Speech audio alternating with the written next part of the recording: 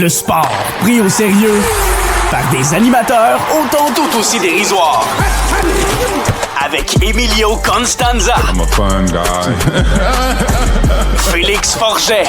As there's a drive in a deep left field by Castellanos, it will be a home run. Et Pierre-Olivier Poulain. This man was a bona fide scrub. He can't play. La triple menace. Bonsoir, messieurs. Comment allez-vous? Pourquoi tu commences ce show Je de te même? dirais que tu commences straight up de même. Là. Dans le premier show, dans notre première tentative de live direct de l'histoire de la triple menace, tu commences ça de même. Ben, je me demande comment vous allez. Non, c'est correct. J'avais comme pas d'anecdote. Je préfère Black Ops. On dirait que je sais pas, j'ai épuisé mon sac d'anecdotes pour vous cette semaine. Il s'est rien passé d'intéressant cette semaine. Absolument pas. Absolument pas. C'est la fin du Glorified Jogging, fait qu'on remet ça dans 4 ans. On remet ça dans 4 ans, c'était belle fun. Mesdames et messieurs, bienvenue à cet épisode de la Triple Menace. On est le 19 juillet 2026. Et puis, écoutez, en deuxième partie de cette émission, Félix Forget, Pierre-Olivier Poulain et moi-même serons en compagnie de Charles-Alexis Brisebois de Passion MLB et également dans les coulisses pour parler baseball. On a eu à peu près une heure là, de 100% baseball avec vous autres. Alors, et c'était d'ailleurs en direct sur notre Facebook et notre compte YouTube. Et bon, tant qu'à y être, si ce n'est pas déjà fait, je vous invite à aller vous abonner à ces deux plateformes-là. On a toujours du beau contenu pour vous autres, surtout sur YouTube. Là, Félix travaille très fort pour faire du découpage. Là, puis, mon Dieu, qu'il découpe ça comme de l'or plastique à l'école primaire. Embarquons tout de suite dans les nouvelles sans plus tarder. Mesdames et messieurs, entre-temps, entre notre dernier épisode, encore plus simple, je dirais même depuis notre épisode, mon épisode du Salon de Mio, revue de presse disponible tous les jeudis matins, là où vous écoutez ce balado, il y a des joueurs de la LNH qui ont été payés. Hein, ils ont eu des beaux petits contrats. Le dossier Kirby Dach est finalement terminé avec les Canadiens de Montréal, finalement, avant même d'arriver à la fameuse date d'arbitrage qui était le 30 juillet, un enfant de même. Là. Oui. Alors, on trouve un terrain d'entente. C'est un contrat d'une saison, d'une valeur de 3 600 000 $. Je n'ai même pas besoin de vous dire en moyenne, puisque c'est un an. Alors, messieurs, à la lumière de ce nouveau contrat qui est signé maintenant par Kirby Dach avec les Canadiens, c'est quoi vos impressions par rapport au contrat, tant la durée que le montant qui a été accordé finalement? Je pense que le risque est à peu près zéro. Tu sais, je pense que s'il y a une chose qu'on peut retenir de ce contrat-là, c'est que c'est un contrat avec zéro risque. Dans le fond, Kirby Dach sacrifie $1 million pour être assuré d'avoir un salaire, peu importe où il joue la saison prochaine. On évite l'arbitrage, ce qui est souvent des fois, ce qui n'est pas toujours le fun pour les joueurs et les équipes d'arriver à cette étape-là pour essayer d'avoir un nouveau contrat. On évite tout ça. Si Kirby Dach peut rester en santé, je me demande à quel point il pourrait faire de l'argent l'année prochaine, que ce soit à Montréal ou ailleurs. Écoute, je pense qu'il y a une certaine partie de pari avec là aussi. Tu sais, c'est un an, donc l'année prochaine, tout dépendant de la saison qu'il connaît. Il y a quand même du upside dans son cas. L'arbitrage, je pense que c'était notre confrère de TVA Sport, Nick Cloutier, qui nous avait sorti comme quoi si ça ne rencontrait pas le 4 500 000, je crois que c'était le montant qui était visé. Il serait tout simplement devenu agent libre sans restriction. Attends, en fait, c'est un petit peu plus compliqué que ça. Si ça dépassait, je pense que c'est 4,8. OK, c'est ça, c'était 4,8. Si ça dépassait 4,8, le Canadien avait l'option de refuser de donner ce contrat-là. Il serait devenu, juste pour clarifier. Mais puis écoute, je rebondis vite sur le contrat de Dach. Pour moi, le vrai truc qui est important, c'est le fait que c'est à un volet. C'est un peu ce qui avait été le problème dans l'offre qualificative à 4 millions. 3,6, mais c'est sûr d'avoir un contrat à un volet. Pas certain de comprendre pourquoi il tenait absolument à un volet, parce que je vois aucun monde dans lequel Dach aurait joué à Laval cette année. Parce qu'encore une fois, je trouve ça important de le rappeler. EA Sports ont un peu tout fucké vos cerveaux, là, mais un volet et 2 volets n'ont aucune incidence sur le balotage. Kirby Dach ait un contrat à 1 volet ou à 2 volets, il y aurait eu à passer par le balotage pour retourner dans la Ligue américaine. Et écoute, entre vous et moi, j'ai l'impression que si Kirby Dach, même si ça va vraiment pas bien, même si le Canadien se ramasse à le renvoyer au balotage, là, il y a une équipe qui aurait pris Kirby Dach. Je ne vois aucun monde dans lequel Kirby Dach ne serait pas réclamé, même à 4 millions. Fait que écoute, si ça y achète de la sécurité, de la tranquillité d'esprit, tant mieux pour lui. Mais j'ai de la misère à comprendre pourquoi il tenait absolument. Écoute, je pense qu'il aurait été mieux de prendre 4 millions, mais pour 400 000, c'est une différence quand même. Considérant l'ampleur du contrat, c'est relativement négligeable pour s'assurer de certaines sécurités, c'est ce qui est important pour lui. Tant mieux que ce soit réglé, pas besoin d'aller devant l'arbitre. On sait que des fois, ça vire un peu tout croche quand on se ramasse devant l'arbitre. Jeremy Swayman pourrait vous en passer un papier. C'est une bonne chose que ce soit réglé. Puis, Kirby Dach est à 1 an d'autonomie complète. Dernière chance à Montréal. J'ai l'impression que ça fait 3 ans qu'on dit que c'est dernière chance à Montréal, mais là, c'est vraiment dernière chance de prouver qu'il mérite de rester à Montréal au-delà de la présente saison. Contractuellement, je pense qu'on est capable d'assumer assez aisément que c'est la dernière chance. Donc, c'est ce qui se passe avec Kirby Dach. Puis là, bon, Canadien a toujours ses autres dossiers à régler, toujours avec Zachary Bolduc et Arbor Xhekaj. Est-ce qu'on... écoutez, petite mention, 30 secondes, est-ce qu'on s'attend à voir un dénouement d'ici peu ou à quoi on s'attend? C'est souvent une période morte en ce moment dans la NH. Là. C'est souvent le moment où est-ce que ça se calme un petit peu.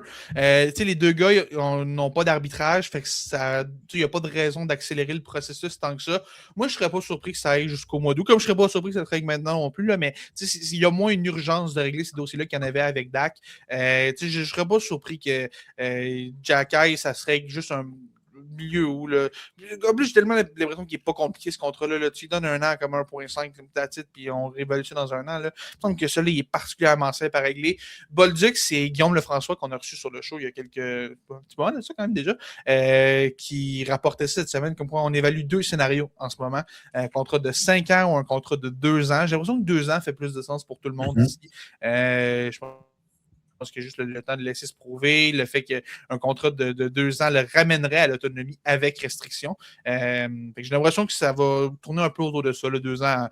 Écoute, si Dach a eu 4 millions, j'ai envie de dire que Bolduc pourrait avoir 4 millions aussi. Il me semble qu'il y a quand même une logique 2 ans, 4 millions. Puis, je pense que ce serait quelque chose qui aurait de l'allure pour tout le monde. J'ai hâte de voir du coup ça va donner, mais tu sais, c'est des dossiers vraiment mineurs. Il n'y a rien qui indique qu'il va y avoir le moins de problèmes à régler ces 2 dossiers. Puis surtout que ces 2 gars-là, Kirby Dach et Zachary Bolduc, on dirait qu'ils sont tout le temps pas loin l'un et l'autre, là, que ce soit sur la glace ou peu importe dans les questions de salaire. Là, on dirait que c'est comme 2 joueurs un peu avec un parcours similaire, un peu dans le sens qu'on essaie de trouver vraiment le moyen d'arrondir leur jeu un peu plus puis de faire en sorte qu'ils soient un peu plus polydimensionnels un peu puis d'essayer d'inclure peut-être un côté nouveau dans ce qu'ils peuvent apporter sur la patinoire. Puis j'ai hâte de voir ces 2 gars-là ensemble sur une saison complète. Là. Et là, j'en demande beaucoup considérant Kirby Dach. On se rappelle que c'est pas souvent facile non plus. Mais si ce gars-là joue une saison complète, ramasse quoi? Quinzaine de buts, 40-45 points.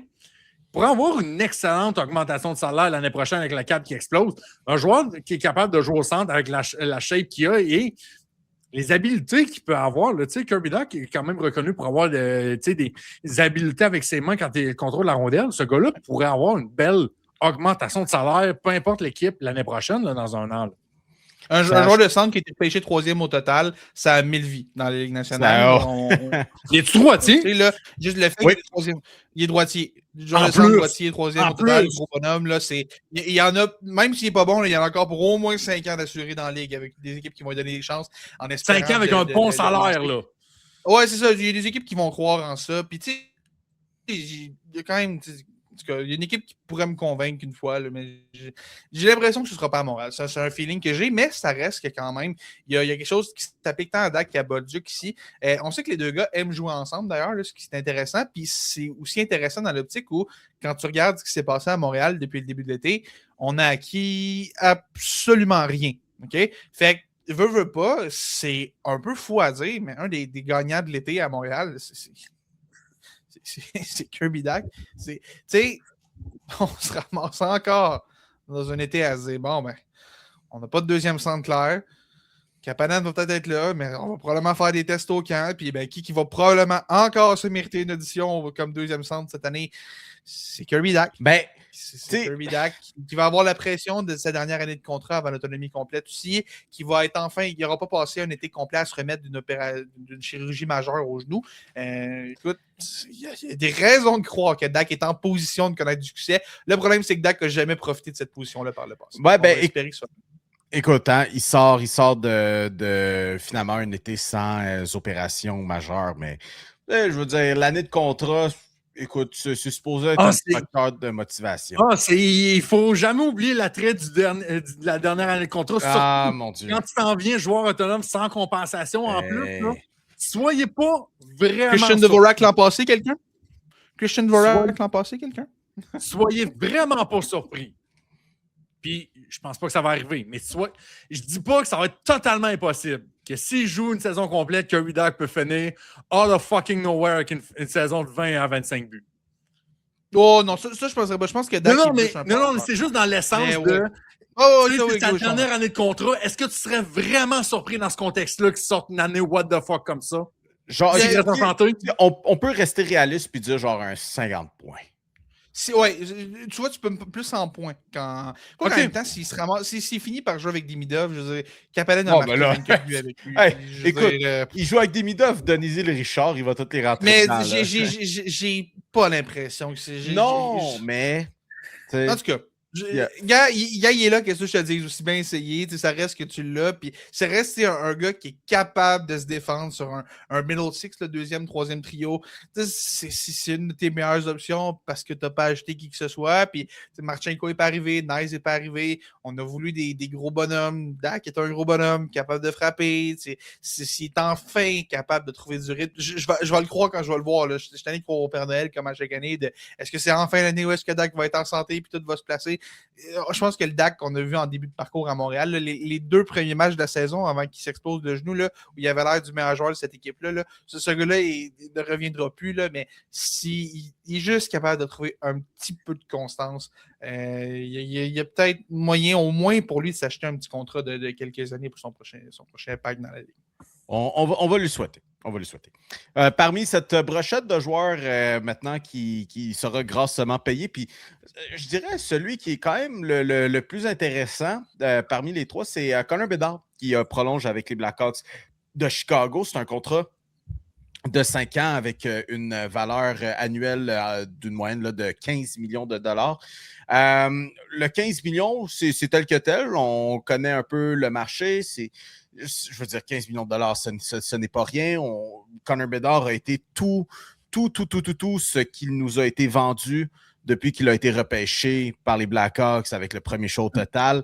Le seul problème, c'est que alors que lui a été tout, les Blackhawks ont été rien. Puis là, on connaît le climat de cette saison morte chez Blackhawks de Chicago.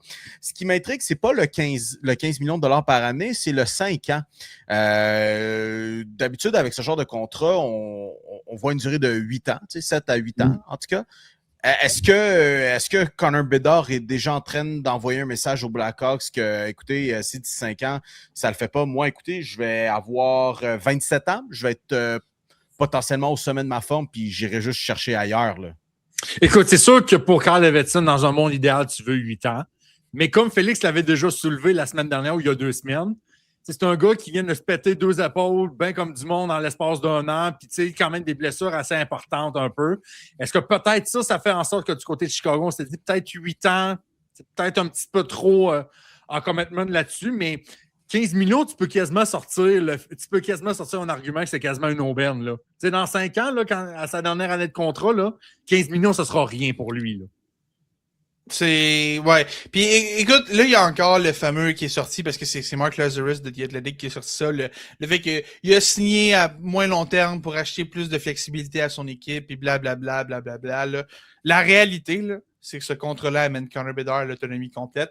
La réalité, c'est que Connor Bedard a une clause de non-mouvement complète à sa dernière année. Puis la réalité, là, c'est que si dans 3 ans et demi, les Blackhawks ne sont pas une confirmation de Connor Bedard qui va signer un nouveau contrat avec l'équipe, c'est ciao bye pour lui. C'est aussi simple que ça.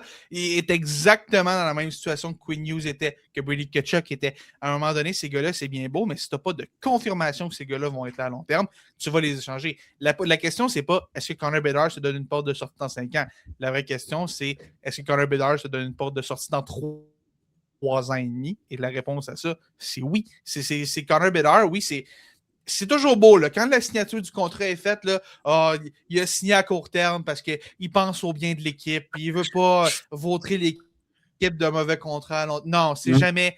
Quand un gars signe à court terme, sauf de très, très, très rares exceptions, là, disons un Ovechkin en fin de carrière qui signe 1 an puis qui attend à la fin pour voir qui a signé. Mais tu ne signes pas un contrat de 5 ans à 15 millions par année qui t'amène direct à l'autonomie complète pour le bien de ton équipe. Là, on va arrêter de me prendre pour une valise ici. Là. On a fait ça parce que Connor Bedard veut se donner une porte de sortie éventuellement si les Blackhawks continuent à être mauvais. Je ne dément pas de ça. Puis imagine, quand lui va se ramasser à négocier avec Chicago ou une autre équipe sur le marché des joueurs autonomes, un Connor Bedard à 27 ans comparativement à un Connor Bedard à 29 ans, combien ça va rapporter sur le marché dans 5 ans, ça là? En 2031, ça va être cave comment que ce gars-là va faire exploser la banque si il continue à être le joueur qui a prouvé avant sa blessure la saison dernière. Là. Ça va être. Je serais même pas surpris qu'on soit rendu dans le 22-25 millions dans 5 ans pour lui. Là. Puis tu sais, ce qui m'intéresse beaucoup, c'est que les 5 ans coïncident exactement avec Leo Carlsson. Les deux gars vont être joueurs autonomes sans restriction dans 5 ans. Lequel des deux va signer le plus gros contrat à ce moment-là? Lequel des deux, à ce moment-là, va se dire...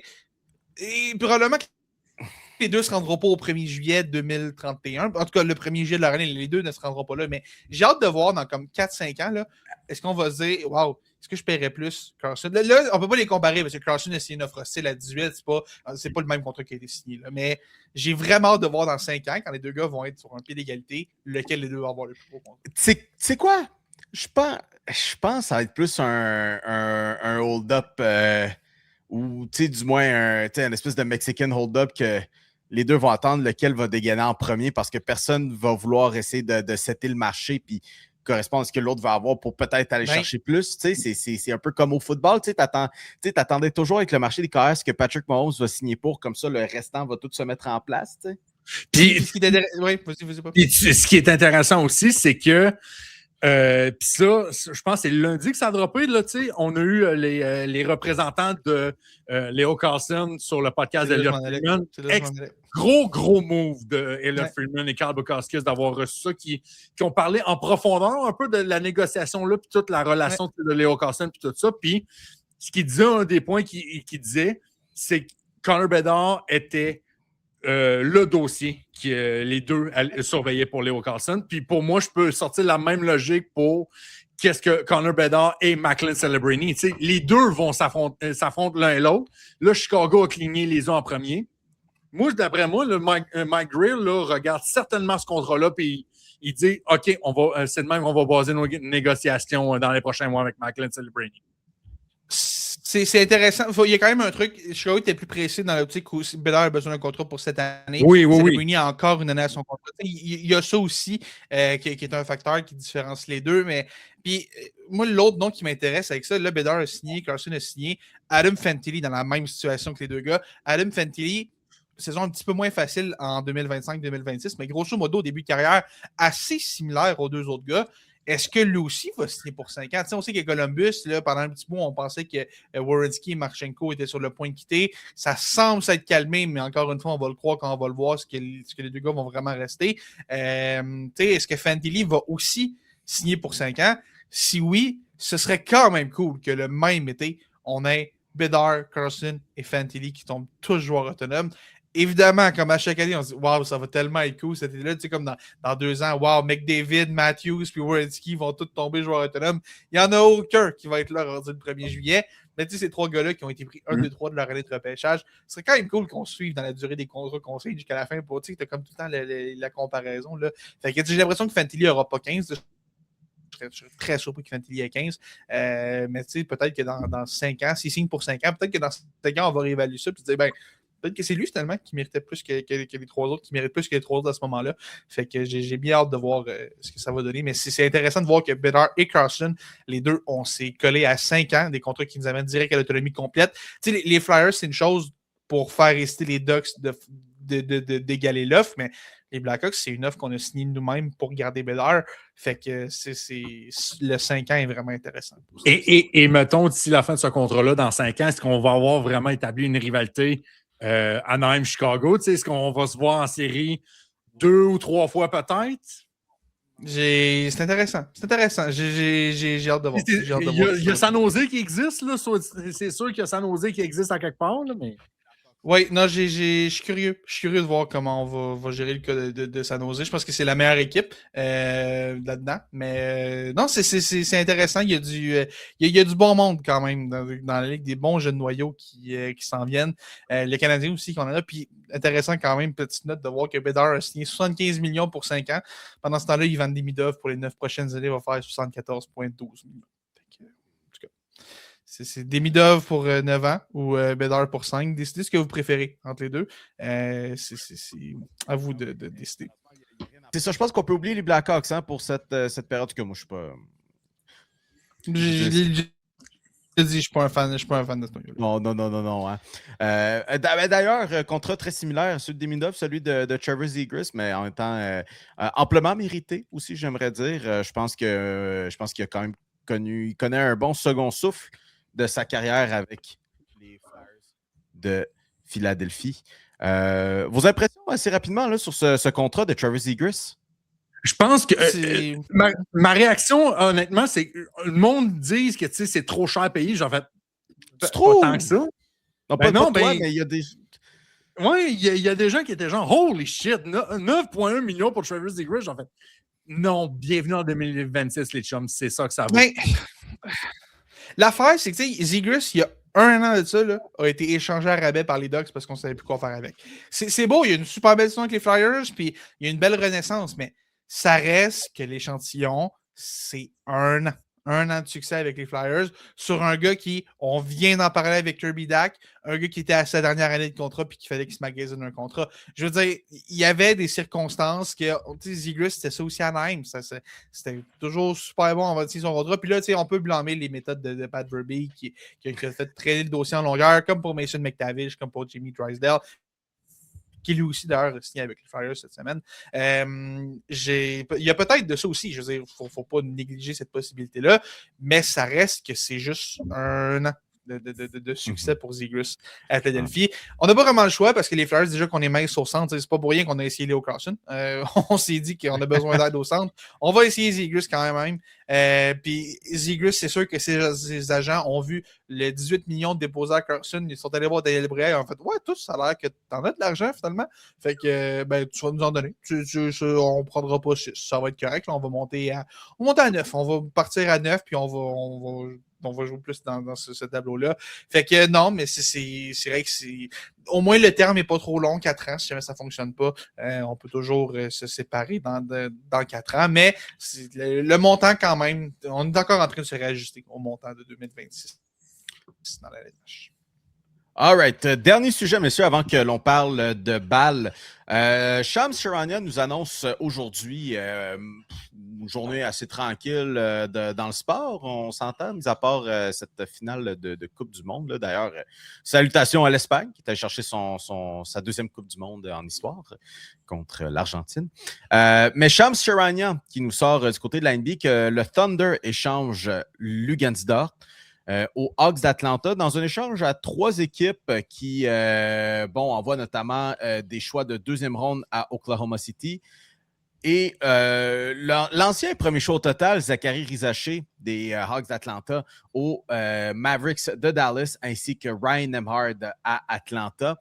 Il y a plusieurs choses qui sont intéressantes dans cet échange-là, du sens que, déjà, de 1, Luguentz Dort change d'adresse. Est-ce que le Québec au complet va devenir des fans des Hawks d'Atlanta?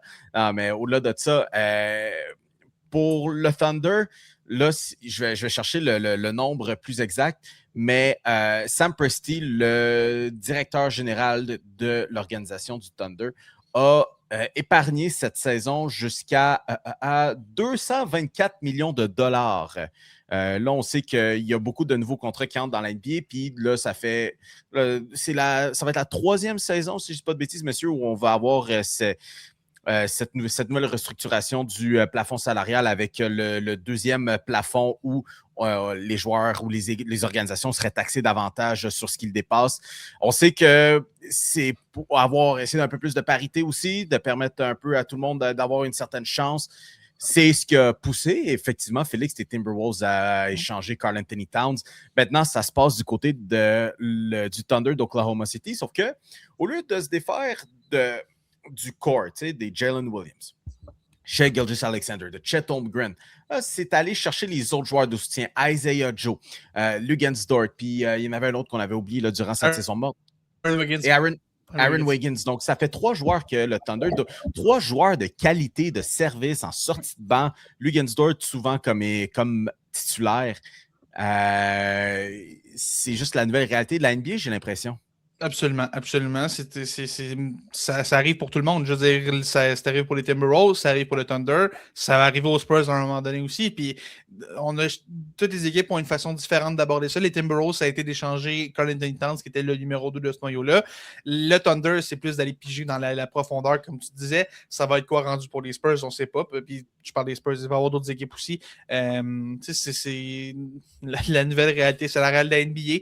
Puis c'est là que tu vois comment Jalen Brunson, qui laisse de l'argent sur la table avec les Knicks, ça a été payant. Puis encore une fois, je sais que j'en ai parlé, mais il y a des équipes qui vont pas demander à leurs joueurs « Hey, gars, t'as vu ce qu'a fait Jalen Brunson? Puis tu vois ce que le Thunder est pogné à faire, échanger tous ces beaux joueurs de qualité-là. » Ça ne tente pas de laisser comme un petit 5 à 10 millions sur la table, juste pour donner un petit peu de jeu ici, là, qu'on soit capable de bien t'entourer. J'ai l'impression que ça va être un discours de plus en plus répandu à travers la Ligue. Puis, dernier truc sur cette transaction-là aussi, la dernière fois que les Hawks d'Atlanta ont échangé un haut choix aux Mavericks de Dallas, ça a tellement bien fini pour Atlanta. Je comprends pourquoi on a voulu le refaire une autre fois.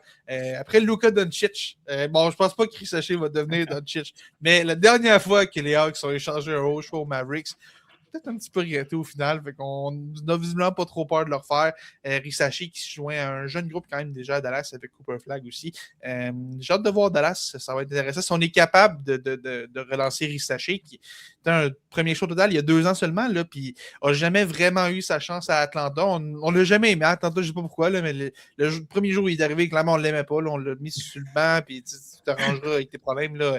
Amène-nous du Gatorade, puis tais-toi. Là. Je pense que c'était pas mal le seul plan qu'on avait pour lui. Si au moins à Dallas, il peut avoir sa chance dans une plus jeune équipe où est-ce que la victoire est moins importante dès cette année, peut-être que c'est ce qui va l'aider pendant ce temps-là, Atlanta, qui met la main sur une version un peu améliorée, pas mal meilleure dans l'état actuel des choses, dans Lou Dort, qui va aussi être un beau complément avec Dyson Daniels.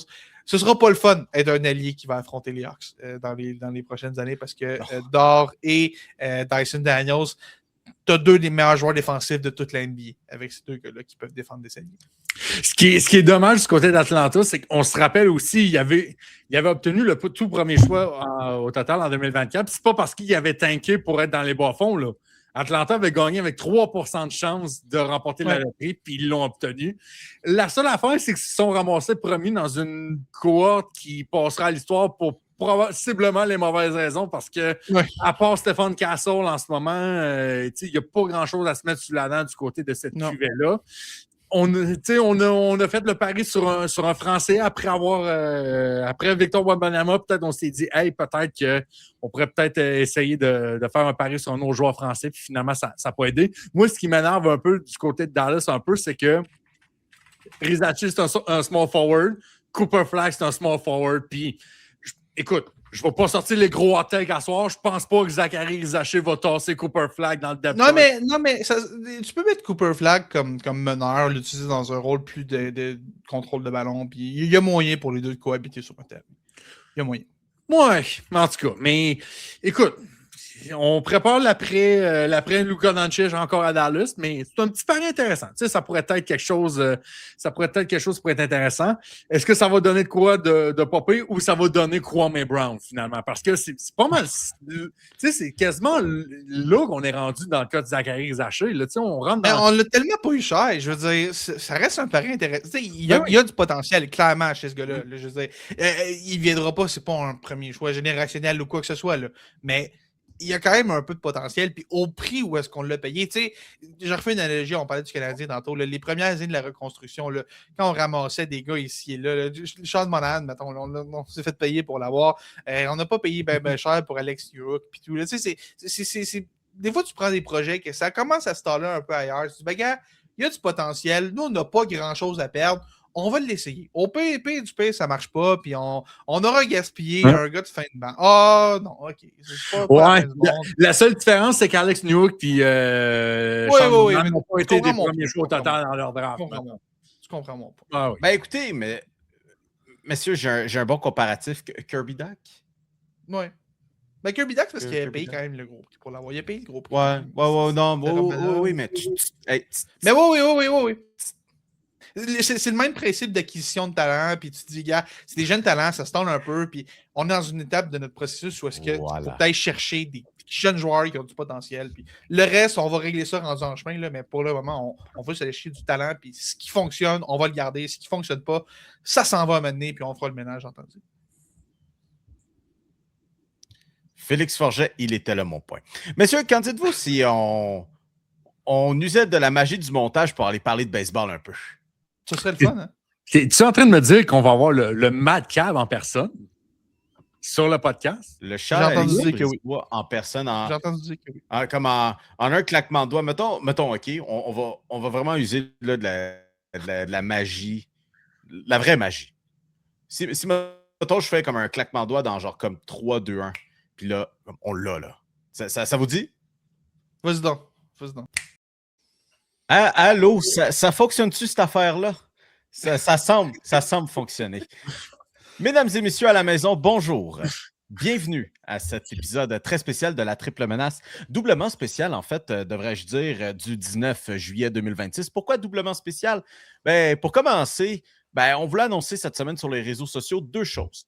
Premièrement, avec Passion MLB. Alors, malheureusement, Sébastien Béroir ne pourrait pas être avec nous ce soir, mais nous avons tout de même Charles-Alexis Brisebois pour se joindre à nous. Et deuxièmement, on est en direct sur YouTube et Facebook avant de passer à tout ce qu'il y a sur le planning aujourd'hui. Charles-Alexis, comment vas-tu? Ça va bien, les gars. Ça faisait longtemps qu'on ne s'était pas fait une petite date à 4 ou à 5. Là. Sébastien qui est absent ce soir, mais je m'en ennuyais. Un beau petit dimanche soir qui s'annonce. Moi, les gars, là, si on m'invite pour parler de balle, je vous l'annonce. Là, je suis là. Fait que, merci de l'invitation.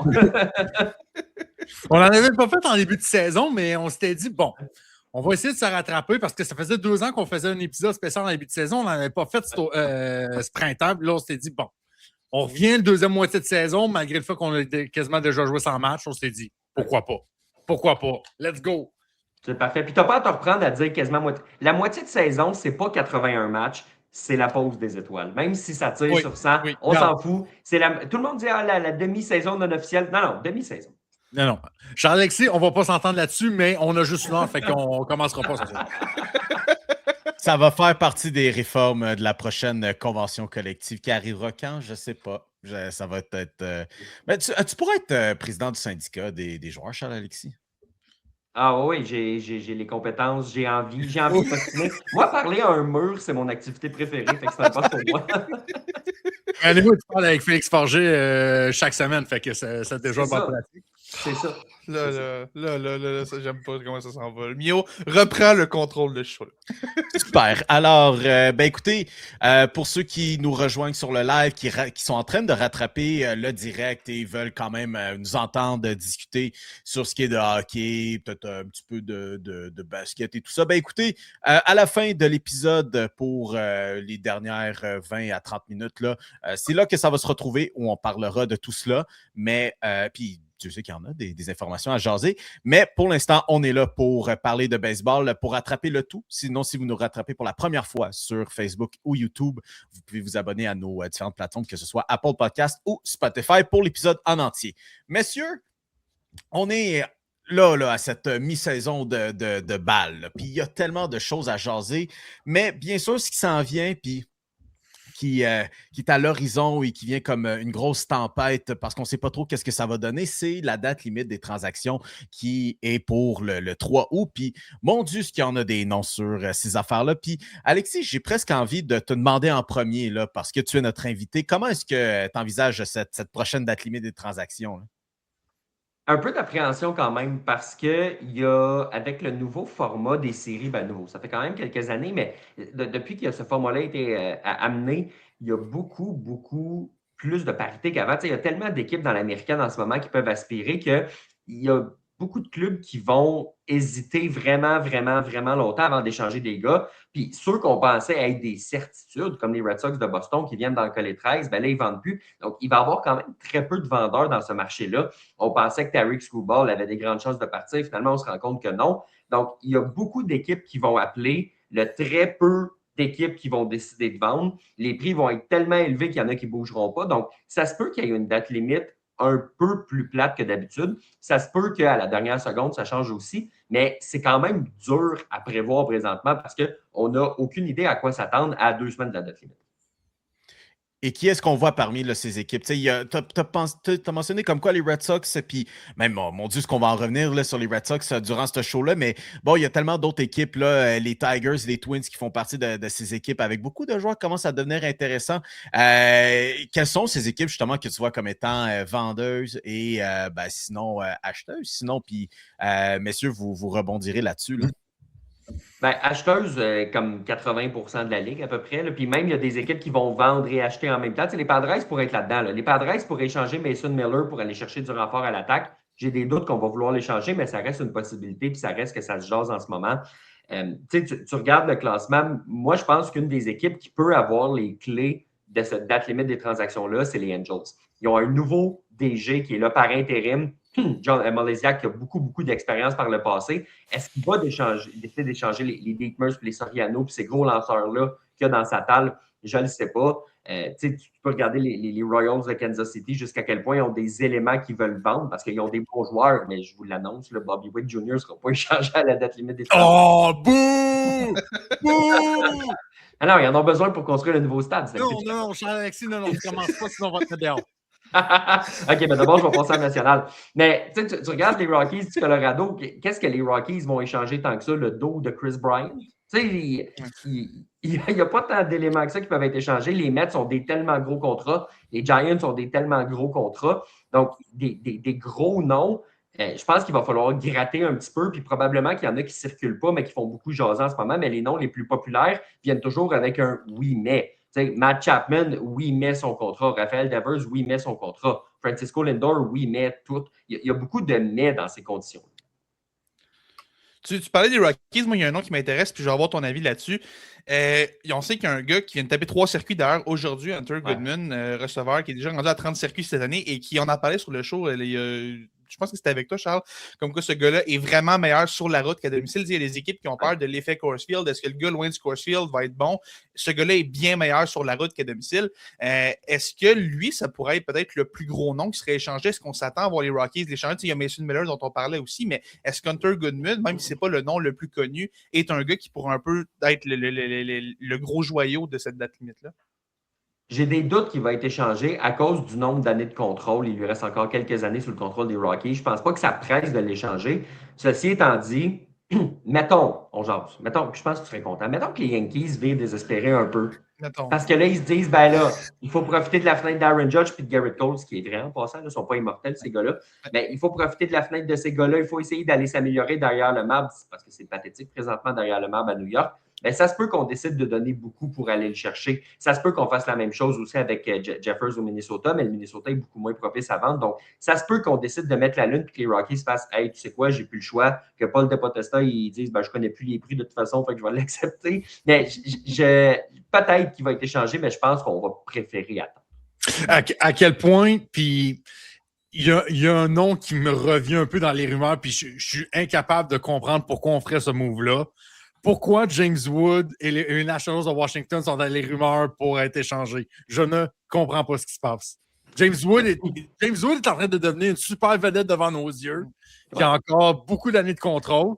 La seule affaire qui limite Washington, c'est qu'ils ont une relève complètement atroce. Je pense que je pourrais être closer pour eux autres demain matin. Je pense qu'on ferait quasiment pas aussi. Fait que, tu sais, en attaque, Washington ont tellement d'atouts là-dessus. Puis, malgré leur relève complètement putride, sont low-key encore dans une course pour les séries, ce qui est quand même assez fascinant quand même, là.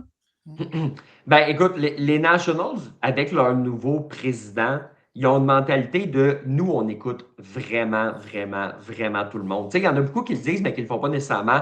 Eux, ils ne raccrochent pas à personne quand on appelle parce qu'ils veulent faire monter les enchères. Tu sais, ce qui fait en sorte que Mackenzie Gore a été échangé l'hiver passé. Il n'allait pas nécessairement l'échanger, puis les Rangers ont fait hey, voulez-vous 5 espoirs pour un lanceur correct? Puis ils ont fait ben d'accord.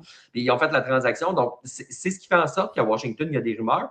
Puis Washington, ce qui est fascinant, ils n'ont pas fait les séries depuis, Félix, corrige-moi si je me trompe, mais depuis 2009, depuis qu'ils ont gagné la Série mondiale. Ils ont eu le temps de passer un cycle de reconstruction, que les jeunes arrivent, puis que les jeunes s'approchent de l'autonomie sans avoir de succès. Là, c'est ces jeunes-là, comme justement Mackenzie Gore, que tu ressonges à échanger. Comme tu l'as dit, James Wood, il est encore loin de l'autonomie, donc j'y crois pas. Si ça doit arriver, ce sera peut-être cet hiver, mais je ne pense pas qu'il va être échangé d'ici le 3 août. Mais les Nationals, c'est aussi une équipe qui a été agressive par le passé. Tu sais, échanger Juan Soto avec plusieurs années de contrôle parce qu'ils ne voulaient pas accepter l'offre, puis on s'est dit on va le perdre de toute façon, ce qui aurait été une bonne transaction au final, puis qui aurait apporté justement James Wood. Mais je pense qu'il n'y a rien d'impossible à Washington parce que ce club-là fait vraiment juste tourner en rond, même si ça va un peu mieux cette année. Puis écoute, moi, une autre question que j'ai, tu parlais comme quoi c'est une date limite qui veut pas beaucoup d'équipes qui vont vendre.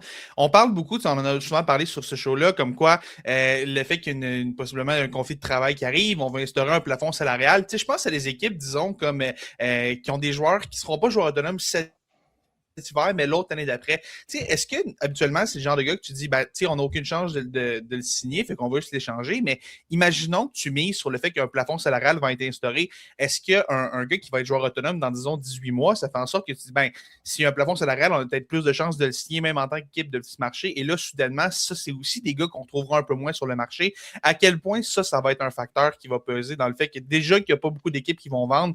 En plus, si ces gars-là, on les garde dans l'optique de voir les signer à long terme, ça pourrait encore assécher le marché davantage.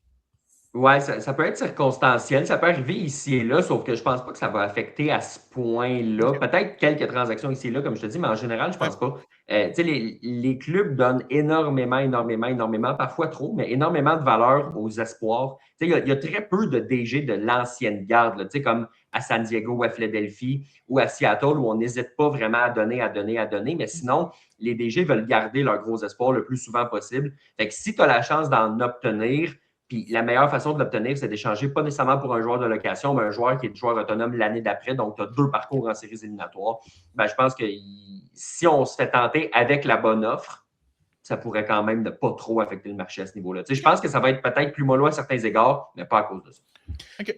Est-ce qu'on pourrait voir quand même un coup de circuit? Bon, il y a ces noms qui sont disponibles semblablement et qu'on pourrait voir changer d'adresse. Je veux dire, est-ce qu'une équipe mettra finalement la main sur Tarik Skubal là, d'ici le 3 août? J'ai de la misère à y croire parce que les Tigers, c'est l'une des meilleures équipes depuis à peu près le retour de Tarik Skubal.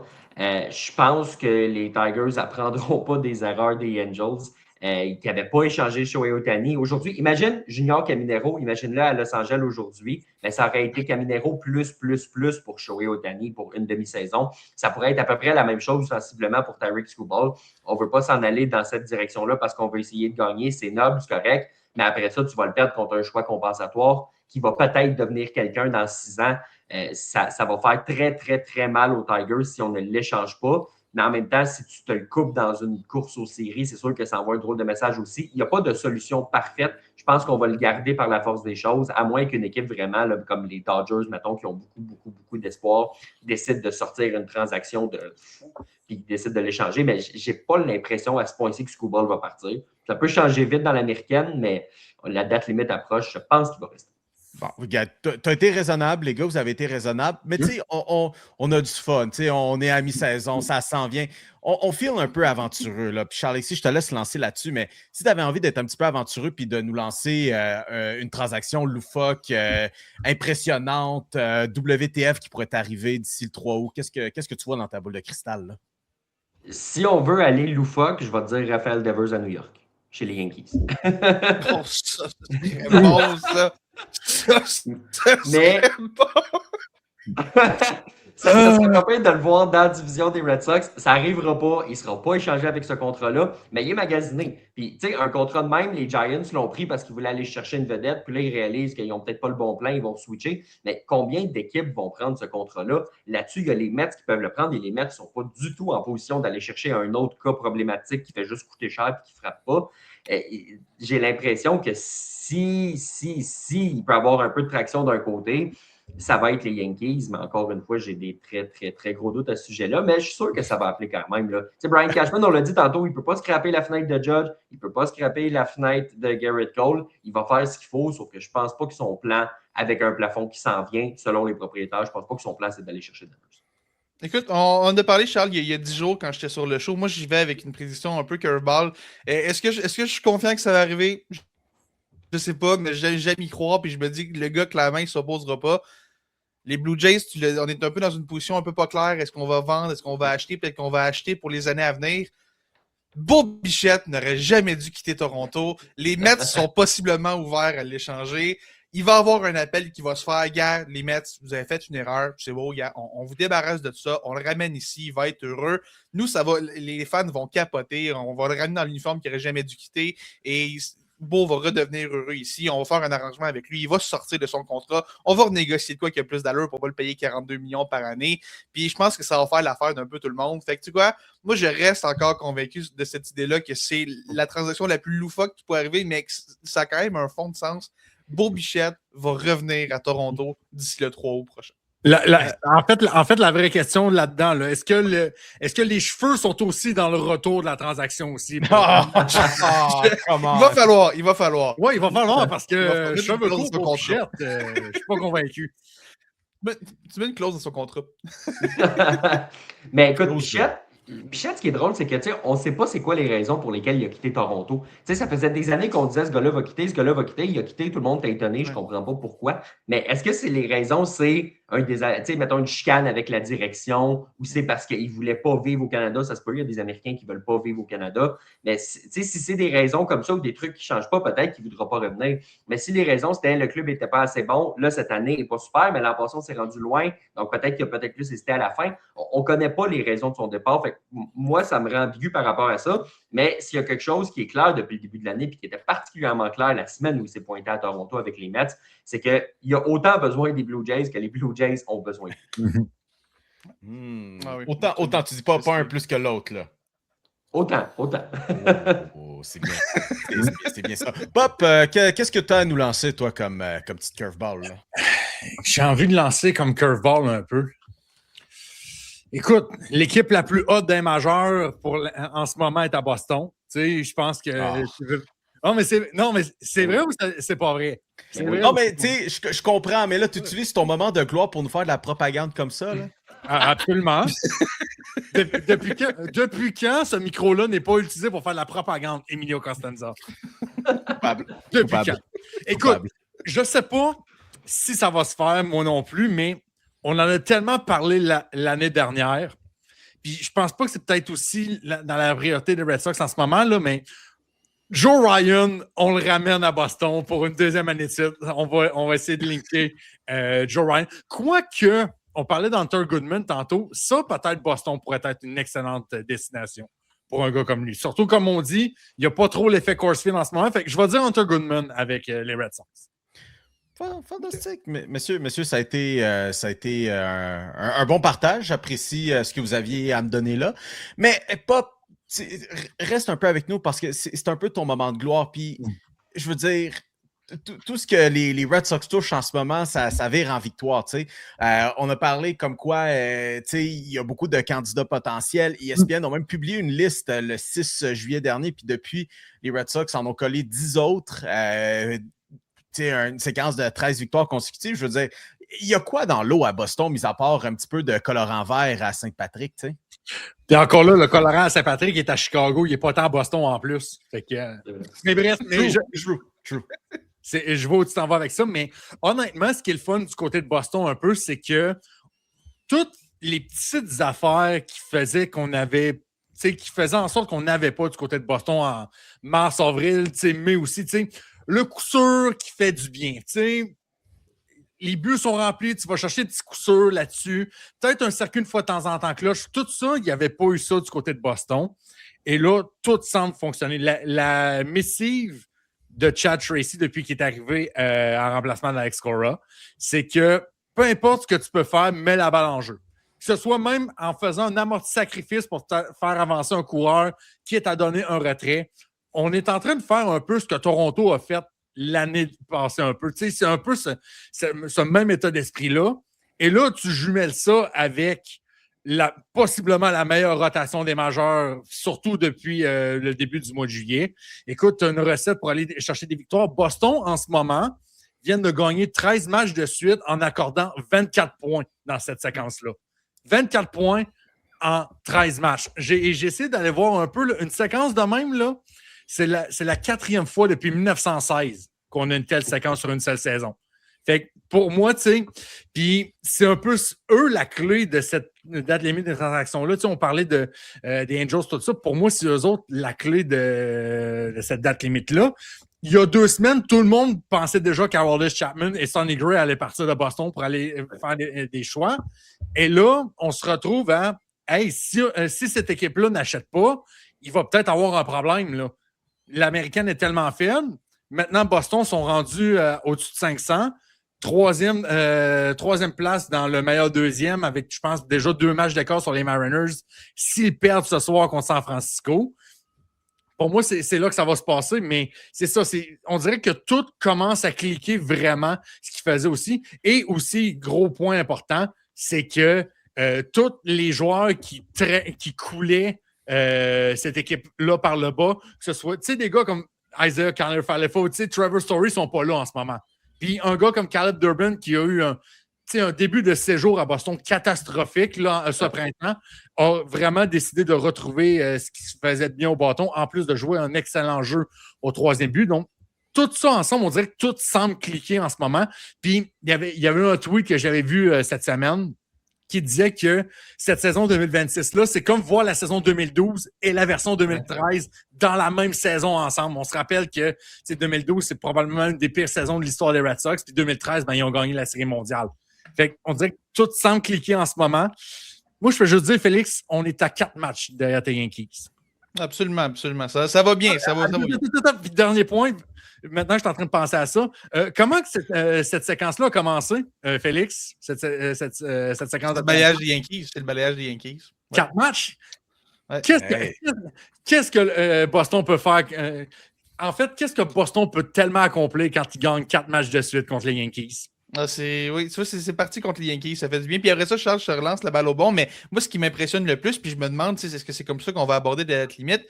Garrett Crochet et Roman Anthony sont probablement les 2 meilleurs joueurs de cette équipe-là et ils ne sont pas là. Est-ce que les Red Sox vont gérer cette date limite-là? Puis Charles, je te pose la question. Est-ce qu'on va se dire, il faut qu'on achète parce que clairement, cette équipe-là a démontré qu'elle est assez bonne. On va se dire, gars, on ne veut pas trop toucher à une formule qui fonctionne en ce moment. Puis dans le pire des cas, on aura Crochet et Anthony qui vont éventuellement revenir, qui vont être comme des acquisitions de date limite. Fait que Charles, je te demande comment tu vois un peu cette date limite-là du côté de Boston?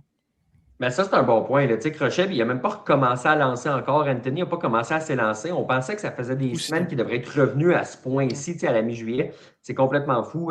Juste Pop aussi pour rajouter, là, depuis qu'il a envoyé Brian Bayo en bas, là, qui scrapait tous ses départs, qui était incapable de lancer en première manche pour sauver sa vie. Ça aussi, ça a fait la différence. Là.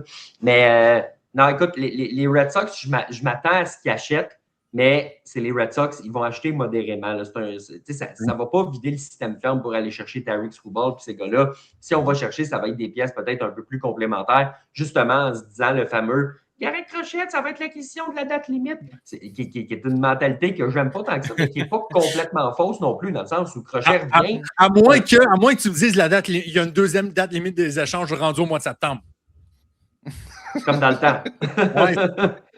Justin Verlander qui avait été échangé à minuit moins 10, c'était pas pire, ça. Oui. Mais ça n'arrivera plus, ça. C'est le 3 août, puis ça bougera plus. Il n'y a plus de balayage, il n'y a plus de balotage révocable. Fait que, non, je pense qu'on va acheter modérément puis qu'on va miser justement sur les gars qui vont revenir. Parce que tu regardes à ce point-ci, mettons qu'on oublie toute l'année catastrophique, là, les gars. Si je vous dis, à ce point-ci, en 2026, le club va se battre pour sa place en série, on se serait dit, bah oui, c'est à peu près là qu'il devrait être. Donc, ils sont le club qui devrait être. T'sais. Fait que je pense qu'on va suivre le plan de base qui était probablement d'acheter modérément. J'aime ça. Mais ce qui fait en sorte que, j'imagine qu'il y a certainement des directeurs généraux ou des présidents d'opérations baseball qui doivent sacrer un peu en ce moment de voir cette séquence-là des Red Sox parce que, on parle de Tarik Skubal, mais Sonny Gray qui est pas mal, qui pourrait sortir un argument qui pourrait finir top 3 Cy Young dans l'américaine cette année, va sortir du marché des échanges. Là, du côté des lanceurs puis de la rotation, on vient de perdre un énorme morceau, peut-être même le plus gros morceau qui n'était pas Tarik Skubal sur la liste. Là.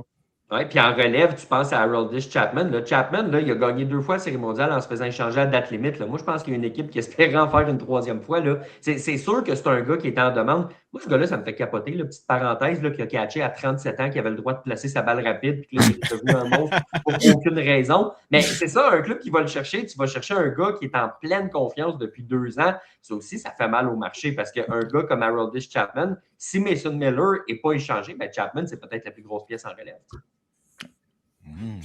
Intéressant. Messieurs, on mentionnait le mot propagande. On a Olivier qui dit sur Facebook, Mio qui empêche de faire la propagande alors qu'il va trouver une façon de parler des Steelers dans un show 100% de baseball d'ici 30 prochaines minutes. Et voilà. C'est un défi. Ça sonne comme un défi. On va essayer de glisser ça à un moment donné. Donc, OK, les Red Sox, ça va bien, on comprend. Bon, là, tu as essayé d'évoquer comme quoi, Pop, les Yankees pourraient peut-être s'inquiéter avec un petit 4 matchs d'avance, mais je vous pose la question au sens large, messieurs, s'il y avait des équipes dans l'américaine, là, dans cette course qui commence à devenir vraiment intéressante, quelles équipes devraient commencer à avoir peur de cette séquence des Red Sox? Écoute, Charles, je te laisse y aller en premier. Probablement, les Yankees, les Rays par la force des choses, parce que ce sont des rivaux de division. Mais un club qui doit avoir peur aussi, c'est les White Sox de Chicago. Parce que les White Sox, c'est une jeune équipe qu'on n'attendait pas là, pantoute. On s'attendait dans le meilleur des mondes à ce qu'ils soient relativement compétitifs. Là, ils mènent leur division au moment où on se parle. Mais ça se peut que dans 1 semaine, 2 semaines, 1 mois et demi, ce soit un club qui ne mène pas sa division et qui se batte pour une place en série. Puis c'est là qu'une montée comme un club des Red Sox pourrait les sortir des séries éliminatoires à la dernière seconde. Donc, moi, si je suis les White Sox, qui est une équipe vraiment wildcard en ce moment, on ne sait pas ce qu'ils vont faire, on ne sait pas comment ils vont réagir en fin de saison. J'ai peur de la montée des Red Sox. C'est intéressant. Je pense que les Yankees, les Rays, évidemment, comme tu disais, peut-être que les Red Sox eux-mêmes doivent avoir peur dans le sens parce que ça va les inciter à prendre une mauvaise décision. Peut-être qu'on arrive dans une situation que l'équipe est tellement bonne, on va penser peut-être que l'équipe est meilleure qu'elle l'est vraiment. Est-ce que c'est soutenable aussi? Il y a peut-être le moyen de se tirer dans le pied un peu malgré eux à cause de cette séquence-là. Mais le fait de voir les Red Sox revenir dans cette course-là, puis c'est aussi une mauvaise nouvelle pour toutes les autres équipes, justement, qui se battent pour une place d'équipe repêchée. Je pense aux Blue Jays, entre autres, qui déjà qu'on allait avoir besoin d'un petit miracle, ben là, de voir les Red Sox aller prendre leur place là-dedans, c'est un autre rival à tasser. Déjà qu'on avait une parmi les Rays ou les Yankees à tasser. Là, il y en a au moins 2 qui sont vraiment clairement devant nous, puis il y en a d'autres dans les autres divisions aussi. Honnêtement, c'est une mauvaise nouvelle pour pas mal l'entièreté de l'américaine, même un peu pour les Red Sox. Fait que, c'est vraiment une séquence qui sort un peu de nulle part. Le 18 en 20 matchs, c'est du costaud quand même. Puis il faut souligner quand même ce que Chad Tracy a réussi à faire avec cette équipe-là. Depuis qu'il est arrivé, c'est une fiche, je crois, de 38-31. Je ne sais pas si ça a changé aujourd'hui, 39-31 maintenant. Mais c'est beaucoup de victoires pour une équipe qui peinait à en avoir au début de la saison. Et il faut souligner ce que les Red Sox sont en train de faire en ce moment. C'est cool pour Chad Tracy, justement, parce que, tu sais, lui, il arrive du 3A, il connaissait tous ces gars-là parce qu'ils ont tous passé dans les filiales, mais au début, on se disait, je ne sais pas si c'est un bon gérant dans les majeurs ou pas, parce qu'il a été placé dans une position impossible avec un mauvais club. Tu arrives derrière Alex Cora, qui est un très, très grand gérant, qui a été là longtemps à Boston.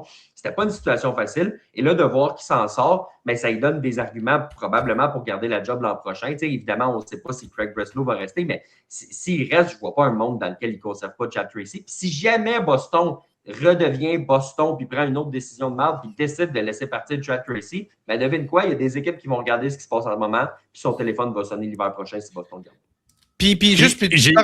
Vas-y, Bob.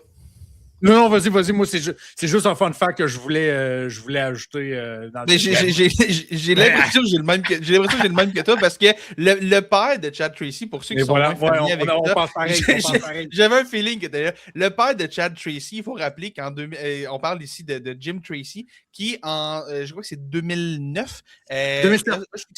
2007 était succédé à Clint Turdle comme gérant de cette équipe-là. Et Tracy père, a mené les Rockies à une fiche de 74-42, ce qui est la meilleure fiche de l'histoire pour un gérant intérimaire. Clairement, le fils retient du père ici parce que tout comme son père est en train de redresser la saison de son équipe alors qu'il arrive en renfort. Et écoute, s'il continue à gagner 18 de ses 20 matchs comme ça jusqu'à la fin de l'année, il va probablement coter la fiche de son père. Mais bon, c'est peut-être pas un rythme qui est soutenable, mais ça reste quand même que c'est beau de voir que les deux des meilleurs gérants intérimaires du baseball dans l'état actuel des choses, c'est un père et son fils qui sont arrivés au Colorado puis à Boston. C'est pas vraiment de lien entre les deux équipes, mais c'est assez impressionnant quand même de voir ça. Ah non, Félix, t'avais raison, c'est vraiment 2009. Je pensais que c'était la même saison que Rocktober. Non, c'est 2 ans après, je pense. Ouais, c'est 2009.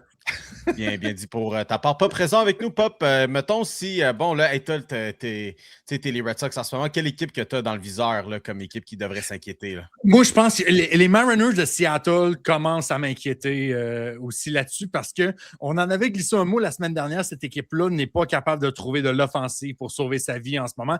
On dit ça un peu à peu près des Mariners à chaque année, mais là, on dirait que c'est vraiment pire cette année aussi.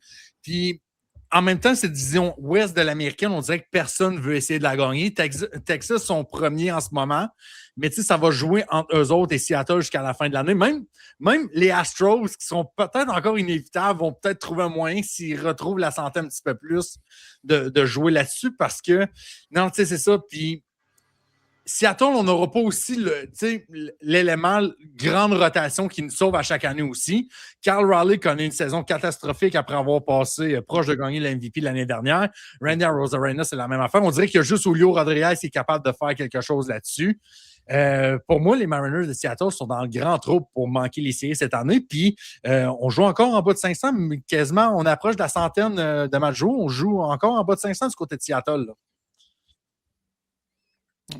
C'est une saison de misère à Seattle pour elle. Puis eux, c'est quasiment une équipe que tu dis, ça fait tellement longtemps qu'on parle du surplus de partants. Tu parles, Charles, tu parlais là tantôt d'équipes qui pourraient vendre et acheter en même temps. Est-ce que c'est enfin l'année où est-ce que les Mariners vont piger dans leur excédent de lanceurs partants pour s'améliorer peut-être au bâton? Tu parlais de ces gros canons-là offensifs à part Julio Rodriguez qui ne frappe pas. Peut-être que ça aussi, on sait que toutes les équipes qui aspirent aux grands honneurs veulent toujours des lanceurs. Il n'y a jamais une équipe à la limite qui aspire, qui ne voudra pas de lanceurs. Si tu mets un Luis Castillo ou un autre de tes lanceurs sur le marché, évidemment que tu vas avoir un pactole pour ce gars-là. Puis peut-être que c'est une occasion pour les Mariners de profiter du fait qu'on a tellement une abondance au monticule. Puis il y en a d'autres qui s'en viennent. Le Cade Anderson qu'on a repêché, c'est le deuxième au total l'an dernier. Et c'est l'autre, son nom m'échappe, j'ai Ryan Sloan en tête. Je ne suis pas certain que c'est ça son nom. Mais il y en a au moins un autre au monticule. Puis Jorangelo Senje aussi, qui est le lanceur en direct. Il y en a une coupe. Il y en a une coupe dans Pépinière. Fait que, peut-être que les Mariners, c'est une équipe aussi qui préfère basculer ça. Oui, on pourrait s'inquiéter de la séquence des Red Sox, mais aussi utiliser ça pour peut-être que ça va enfin nous motiver à échanger un lanceur partant. Et si ça arrive, préparez-vous parce que les Mariners vont recevoir des appels. Et s'il y a une affaire que les Mariners aiment faire, c'est faire des échanges. On adore ça, faire des échanges de Seattle. Fait que peut-être que c'est une belle occasion qui se présente à eux. Mais parfois, Jerry Dipoto, il salive déjà à l'idée de tout brasser. Lui et AJ Preller, tu les mets dans une pièce, là, inarrêtable, ces deux gars-là. C'est pas un ancien coloc universitaire en plus ou quelque chose comme ça? Quelque chose de même. Moi, je pense que d'après moi, ils ont trop joué à MLB de show quand il était coloc. Là. Il fait des échanges tout le temps en 2 minutes. Là. Puis il pense que c'est comme ça qu'il faut que tu fasses une équipe. Oui, c'est ça.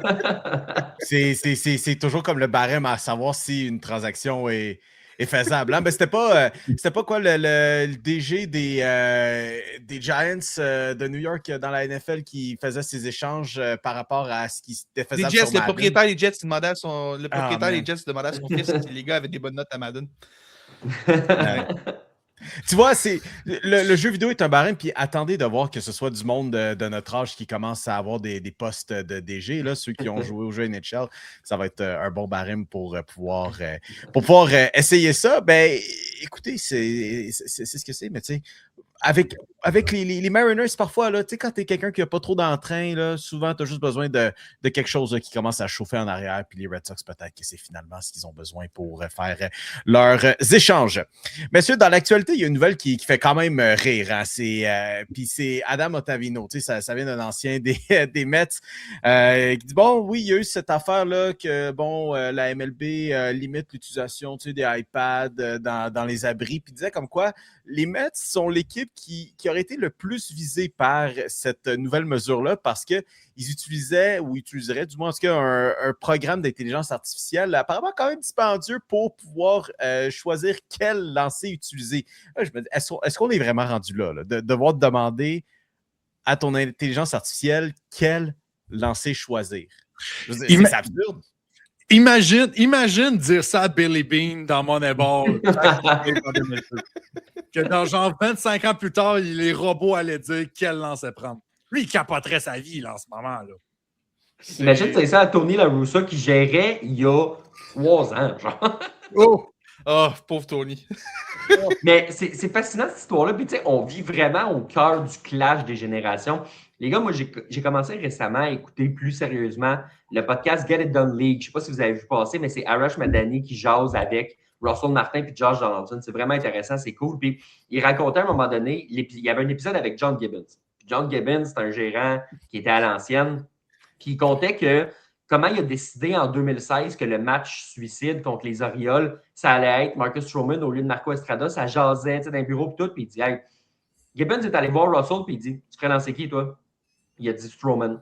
Ça a été ça. Tu sais, fait ça, c'est pas il y a 50 ans, cette histoire-là, c'est il y a 10 ans. Là. Russell, il vient de prendre sa retraite, ça fait une couple d'années. Fait que tu te retrouves avec une histoire comme ça. Puis de l'autre côté du spectre, tu as Steve Cohen qui met de l'argent, puis apparemment, comme tu dis, ça a coûté cher, ce programme-là. Il met de l'argent dans une IA comme ça pour déterminer les lancers. Tu sais, on est vraiment là, le spectre est large en ce moment. Est-ce que ça va comme trop balancer puis ça va revenir? Je ne sais pas. Mais il y a vraiment des nouveaux dirigeants qui pensent d'une façon différente puis qui veulent utiliser tous les outils. Puis, tu sais, c'est comme dans tout, c'est comme les stats avancés. Ça te prend un peu de tout ça pour avoir une bonne équipe, pour prendre des décisions éclairées.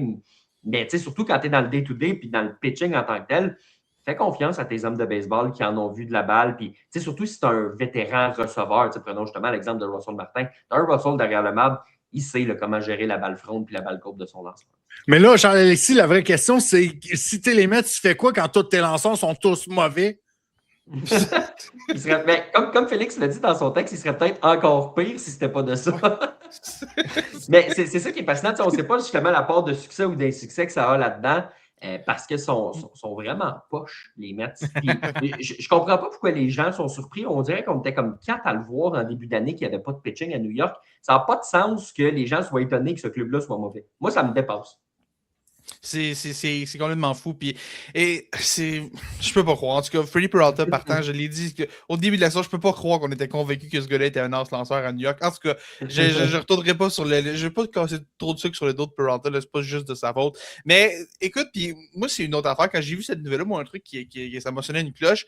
En début de saison, puis même en fin de saison l'an dernier, les Marlins l'avaient fait, mais on se souvient qu'au camp d'entraînement, il y avait une couple d'équipes qui commençaient à faire des petites expériences d'appeler les tirs en provenance de l'abri et non pas le receveur directement. Puis, tu sais, sur le coup, tu te poses pas plus de questions. Tu te dis, peut-être que le gérant veut plus avoir son mot à dire ou il y a quelqu'un, des fois, tu as comme un autre point de vue puis tu veux amener ça. Là, soudainement, tu entends parler que sur les tablettes dans l'abri, on utilise des programmes d'intelligence artificielle qui aident à déterminer les lancers qu'on va utiliser pour optimiser la séquence. Puis là, tu te rappelles que les tablettes sont dans l'enclos.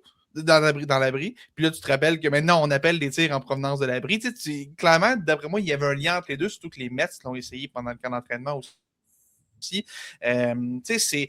des petites choses comme ça. Je pense que la MLB a voulu comme sévir avant que ça prenne plus d'ampleur et tout. Puis on voulait éviter un autre scandale à la Astros, comme on avait fait en 2017. Le scandale est arrivé quelques années après. Mais je pense qu'on voulait juste éviter que ça déborde. Puis parce que si tu t'accordes une petite chose, ça va continuer, ça va faire boule de neige, puis on va développer d'autres programmes. C'est juste de mettre son pied à terre tout de suite et de dire non, on arrête ça ici. À partir de maintenant, vous appelez ça sur le terrain, on n'a pas d'aide externe. Je pense qu'il y a surtout ça aussi dans la décision de la MLB, de ne pas niaiser. D'attendre à la fin de l'année, oublie ça va vite dans le monde du baseball. Ça va vraiment, vraiment vite. Si on avait laissé ça jusqu'en septembre, peut-être qu'on aurait eu d'autres programmes, d'autres manières d'utiliser l'intelligence artificielle. Puis là, à un moment donné, tu fais non, c'est beau, c'est fini, on arrête ça. Puis je pense que ça, c'était une bonne décision de la part de la MLB. Et les Mets qui, d'ailleurs, se sont fait pincer parce qu'on s'en vantait un petit peu trop de ce programme-là, selon ce que Tavino racontait. Tu sais, là, quand tu as un filon comme ça, là, ta gueule. Juste, juste arrête de le dire à tout le monde. Juste le laisser profiter-en. Puis... Les gens parlent trop. Hein? Les gens aiment trop ça, se vanter des fois. Puis, en général, je trouve que... Parce que, tu sais, d'utiliser l'intelligence artificielle pour t'aider, comme j'ai dit tantôt, c'est une chose dans une certaine mesure, mais les gars, si tu te fies trop là-dessus, c'est parce que les gars vont finir par perdre le fil pour la game. Puis c'est ça aussi qui fait en sorte que tu développes ton QI baseball, puis que tu es capable de prendre une bonne route pour te rendre à la balle ou que tu es capable de bien courir sur les sentiers parce que tu n'as pas juste le nez sur la tablette, tu regardes ce qui se passe aussi devant toi. Tu sais, les Mets, là, c'est l'organisation qui permet à Juan Soto, entre ses apparitions au bâton, d'aller décompresser dans le vestiaire, puis que quand ils se font pogner par un assistant des jeux ou quoi que ce soit, ils disent aux jeunes « Ah non, mais faites pas ça, là, vous n'êtes pas Juan Soto, il faut que vous l'appreniez. » Tu sais, au lieu de prêcher par l'exemple puis de pousser dans la même direction, ben, on essaye toujours d'utiliser des raccourcis qui mènent pas à la bonne destination chez les Mets. Non, vraiment pas. Puis écoute, tu parlais de stats avancées. Sébastien n'est pas là, fait que je vais prendre sa place. Tu peux pas juste laisser les petits génies s'occuper de ça tout le temps. À un moment donné, ça te prend des gars qui sont là, qui l'ont vécu. Puis t'as pas besoin d'avoir été un joueur pour avoir été un gérant, c'est pas ça mon point. Mais tu sais, d'avoir vécu ça, d'avoir on parle souvent d'avoir un feel pour le match, puis tout, là, ben, c'est ça des fois que ça prend aussi. Là. C'est bien beau les chiffres, mais jusqu'à un certain point, des fois, le gars a beau pas montrer de signe de fatigue quelque chose, tu as comme une intuition quelque chose, peut-être que tu ne prendras pas la bonne décision, mais tu ne peux pas juste tout le temps te rabattre sur tes chiffres. Il faut que tu sois capable de t'ajuster aussi. C'est beau d'avoir un plan, mais il faut que tu sois capable de le modifier en cours de route. Fait que c'est-tu officiellement la version 2026 du Torpedo Bat, finalement? Ça va être le fun. C'est ça la nouvelle gimmick de 2026, là, officiellement? Non, mais c'est ça. Charles-Alexis a un bon point. C'est le fun le temps de quelques jours. Comme, moralement, c'est-tu bon? C'est-tu correct? Mais moi, ce que j'aimais du Torpedo Bat, c'est qu'une couple de mois après, il y a des DG ou des gérants ou des joueurs qui étaient interviewés et qui étaient comme « Ouais, mais on l'utilisait l'année d'avant, ça m'étonne que vous ne l'ayez pas remarqué. » Ça, c'est un bon point. Oui, parce que les Yankees... Le bâton était juste plus large. C'est encore les Yankees qui avaient trop parlé. C'est les Yankees qui l'avaient comme raconté. Un gars des Yankees, je ne sais plus c'était qui, je pense que c'était Volpe, qui avait parlé de ça à Michael Kay. Michael Kay l'avait raconté pendant un match. Tout le monde était parti avec ça parce que les Yankees, la première fin de semaine de la dernière saison, on avait marqué à peu près 56 points en 3 matchs contre les Brewers. Fait que là, tout le monde a fait « Oh mon Dieu, les Yankees vont tuer le baseball, on a les bâtons torpilles. » Puis là, soudainement, c'est rendu le coupable de toutes les blessures de Giancarlo Stanton. On n'en parle plus. Fait que, tu sais, c'est dans comme 2 mois, on va tout avoir oublié cette saga d'intelligence artificielle-là. Mais par contre, la Ligue doit être prête à ce qu'éventuellement, peut-être qu'il y ait d'autres manières qu'on essaie d'intégrer l'intelligence artificielle. On va devoir être prêt à réagir là-dessus aussi. Tu sais, là, on a voulu mettre le pied à terre, arrêter ça maintenant, mais c'est pas parce qu'on a arrêté l'utilisation sur les tablettes qu'on va pas trouver d'autres façons de l'utiliser chez les équipes et la Ligue va devoir monitorer ça de très très près dans les prochaines années.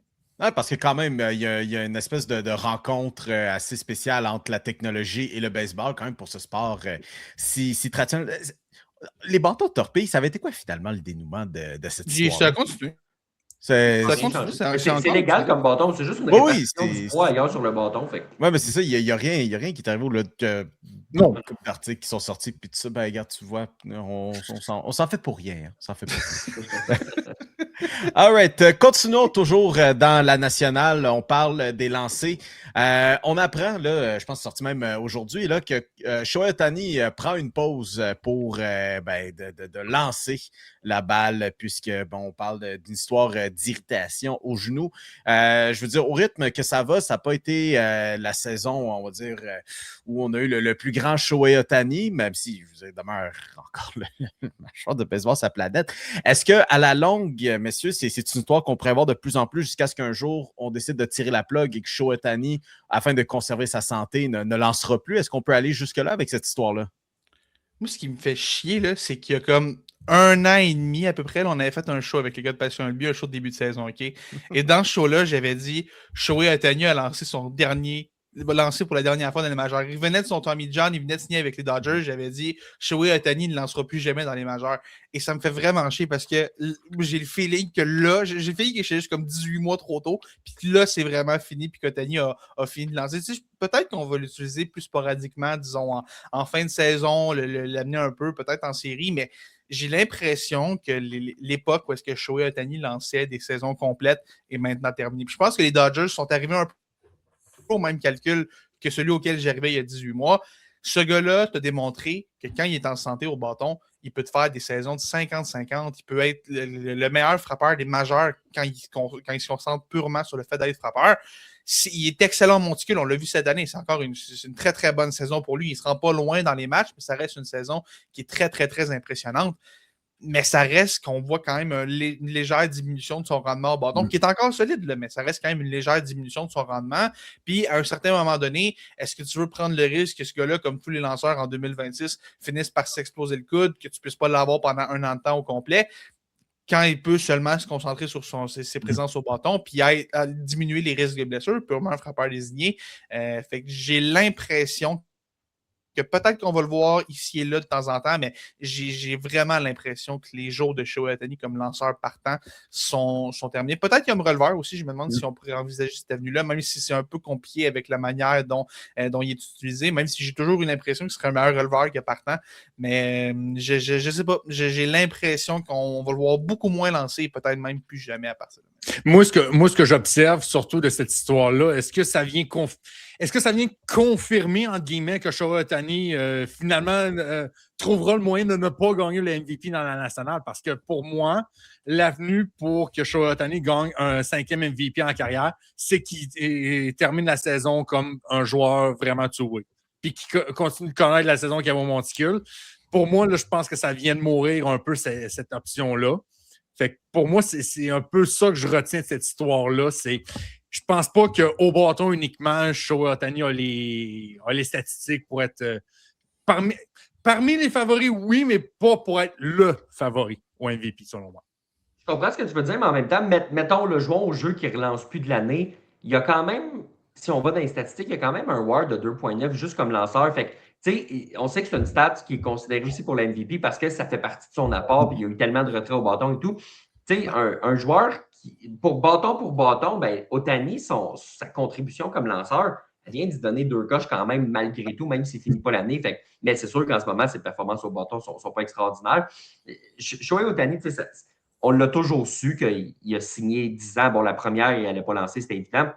On l'a toujours su qu'il n'allait pas lancer jusqu'à la 10e année. La question des Dodgers, la question qu'il faut se poser, c'est quoi le plan initial des Dodgers? Le plan initial, c'était-tu de le faire lancer 5 ans? C'était-tu de le faire lancer le plus longtemps possible? C'était-tu déterminé? C'était-tu à voir comment ce plan-là change avec ses blessures? Parce que c'était une chose de le voir lancer puis frapper à 27, 28, 29 ans. Là, il est rendu à sa saison de 31 ans. Il vient d'avoir 32 ans.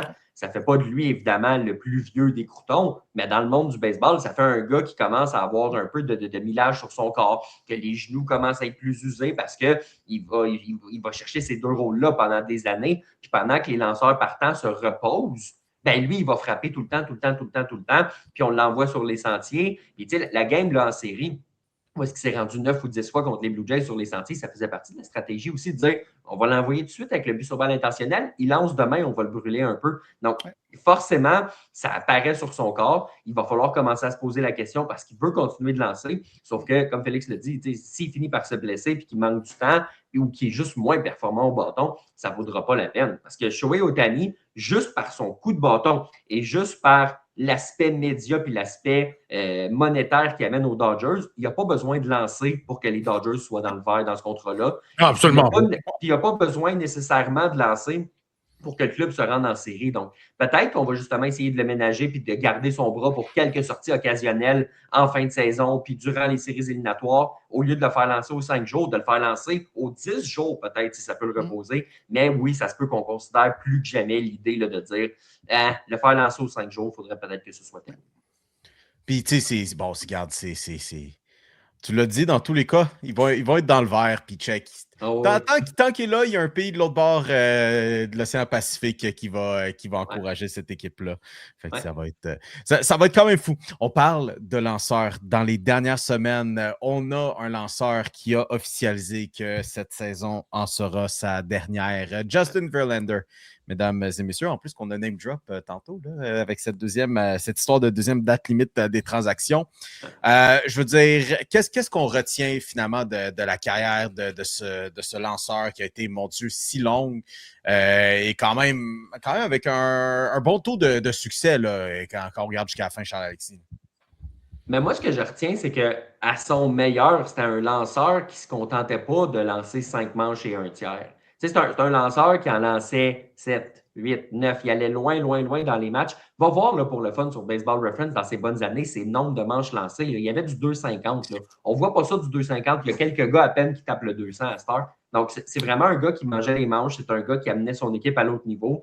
Il a fait la pluie et le beau temps à Détroit pendant des années. Puis quand il est arrivé à Houston, ben, ça a été la coche que ça manquait pour que les Astros puissent passer au niveau suivant puis puissent aller chercher la Série mondiale.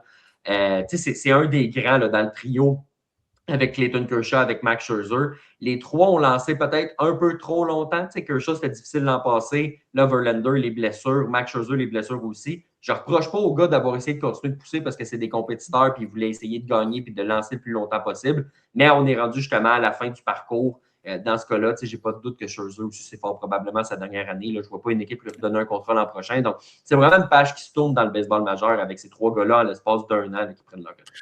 Est-ce que aussi l'attirance du fait qu'on était à 260 et quelques victoires en carrière, on espère peut-être que en grinçant des dents, puis si on réussissait peut-être un peu de chance, on se rend peut-être aux 300. Je pense que c'était aussi ça, l'attrait aussi qui faisait en sorte qu'on l'a gardé peut-être un petit peu plus longtemps qu'on l'aurait dû l'avoir. Oui, ben, il voulait le 300, là, ça c'était clair. Puis l'an passé, je pense qu'il a réalisé que ça n'allait pas être possible quand il lançait quand même bien avec les Giants, mais il ne gagnait jamais. Je pense que ça se peut. Je me trompe-tu, Félix, il a eu sa première victoire en juin ou une affaire de même. Il y a un affaire de même. Ça avait été long. Mais ses clubs gagnaient. Mais tu sais, moi, à la base, la fiche victoire-défaite d'un lanceur, je m'en fous. Tu es tellement basé sur la relève aujourd'hui que ça raconte pas une histoire, ta fiche victoire-défaite, comme quand il commençait, justement. Quand tu lances 8 manches sur 9, ça raconte une histoire. Quand tu en lances 5-6, ça ne raconte pas une histoire parce que les relèves sont tellement imprévisibles. Mais oui, c'est sûr que le 2,61 a fait en sorte qu'il a probablement essayé de revenir. Si je reviens vers Verlander, j'ai les stats à côté de moi. C'est une moyenne de points mérités de 3,85 en 29 départs, ce qui est très, très, très solide quand tu regardes ça. Là, c'est loin d'être mauvais. Sauf que la fiche est de 4 et 11. À chaque fois qu'il lançait, il avait beau être très bon. C'était tout le temps difficile de gagner ces départs-là. Puis c'est drôle de voir que l'année d'avant, avec sa moyenne de points mérités de 5,48, là, il avait été 5 et 6. Il y avait plus de victoires dans une année où il avait été probablement 2 fois moins bon. Mais écoute, Verlander, je pense que la grosse question qu'on surveille d'ici la fin de la saison, c'est est-ce qu'il va être en mesure de retrouver la santé pour lancer au moins une dernière fois à Détroit? On sait qu'il a décidé de revenir avec les Tigers, de lancer juste une fois pour le moment, un match en Arizona au mois de mars, où est-ce que ça a très, très mal été. Ce serait cool quand même, au moins une fois qu'on puisse le revoir à Détroit, le voir recevoir cette dose d'amour-là de la foule de l'équipe, les fans de l'équipe qui a donné sa chance.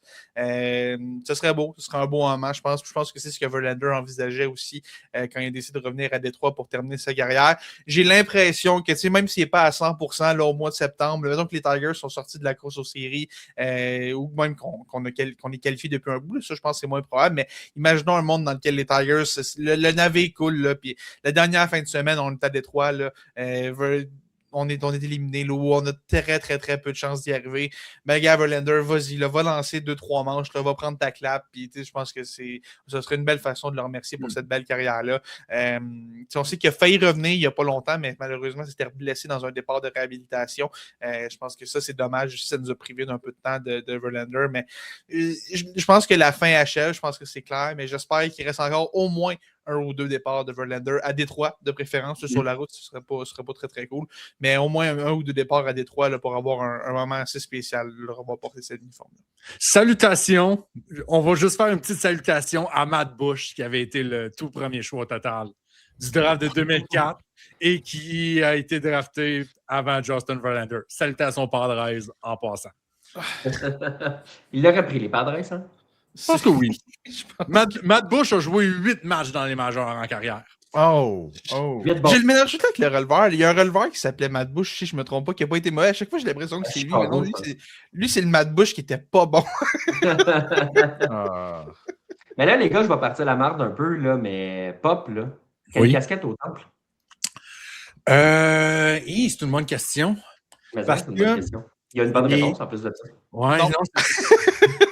Parce qu'il a gagné quoi? 2 Cy Young à Détroit puis 1 à Houston. Non, il en a gagné 2 à Houston. 2 à Houston. En même temps, sa saison d'MVP est à Détroit. Ouais. Il y a 2 séries mondiales à Houston. Il y a 2 séries mondiales. Il y a les 2 championnats. Ouais. Mais c'est parce que, tu sais, à Détroit, il a lancé 2 fois plus. Il a été 2 fois plus longtemps à Détroit qu'à Houston. Hey Pop, tu veux que je te lance quelque chose sur lequel tu as lancé? Je vais y aller de mon opinion. Ah ouais, donc. La casquette devrait être celle des Astros. Écoute, mauvaise réponse. Écoute, honnêtement, tu pourrais me sortir un argument légitime qui pourrait être sur les Astros, mais mettons, je vous pose la question, là, mettons, pensez Justin Verlander dans votre tête, là, c'est quoi la première chose que vous pensez? Et non, je ne parle pas de Cale Upton. La première chose que vous pensez, c'est quoi? Moi, c'est les Mets. Moi, c'est des Giants. Mais avec le biais de récence, on passe peut-être un peu plus aux Astros, mais moi, de la façon que je le vois, c'est que si tu enlèves le bout Houston, c'est quand même un gars du temple de la renommée. Si tu enlèves le bout Détroit, il n'y a pas assez de millage pour être au temple de la renommée. Je pense que Détroit l'a amené aux portes, puis que Houston il a permis de clinch quelque chose qui était probablement déjà une évidence malgré tout. Pour moi, il faut que ce soit Détroit. Il a passé tellement de temps là-bas. Tu regardes le nombre de matchs lancés, il a été tellement important à Détroit. Ce ne serait pas un crime si jamais il rentrait avec la casquette des Astros, mais pour moi, il faut que ce soit Détroit. Ouais. Puis ce qui est intéressant, c'est que Bob Nightingale, aujourd'hui, a sorti un texte dans lequel il rapporte qu'il a parlé à Verlander. Verlander n'a toujours pas décidé laquelle des deux il veut. Moi, j'ai une théorie. Une théorie. Moi, je pense que Verlander sait, mais il ne veut pas insulter un fanbase en ce moment parce que ça sert absolument à rien. Non, ça se peut. Mais écoute, si c'était pas Rick Porcello, il y en aurait eu 2 Cy Young à Détroit, mais...